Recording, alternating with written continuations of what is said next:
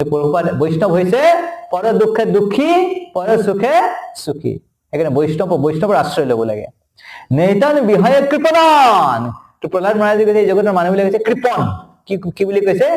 কৃপণ কিয় কৃপণ বুলি কৈছে আমাবিলাকক কাৰণ এই মনুষ্য শৰীৰটো পাইছে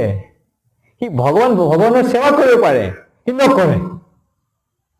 ভগৱানৰ কথা শ্ৰৱণ কৰিব সি নকৰে সি কিহৰ শ্ৰৱণ কৰিব ক্ৰিকেটৰ কথা শ্ৰৱণ কৰিব ফুটবলৰ কথা শ্ৰৱণ কৰিব ৰাজনীতিৰ বিষয়ে শ্ৰৱণ কৰিব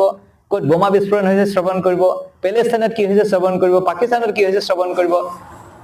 বাংলাদেশত কি হৈছে শ্ৰৱণ কৰিব আমেৰিকাত কি হৈছে শ্ৰৱণ কৰিব আৰে তই মৰিবি ৰে ভাই ভগৱানৰ কথা শ্ৰৱণ কৰ নাই সি নকৰে আৰে এইবিলাক শ্ৰৱণ কৰি কৰি মৰি যাব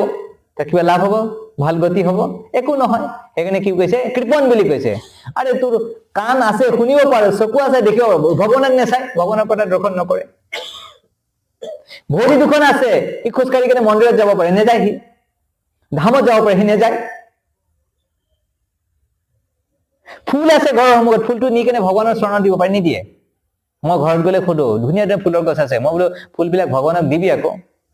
মোৰ বাইদেউ কয় মইতো ভগৱানৰ মন্দিৰৰ সন্মুখতে ফুলৰ গছটো লগাইছো সেইকাৰণে যাতে ভগৱানে ডাইৰেক্ট পাই থাকে চব এনেকে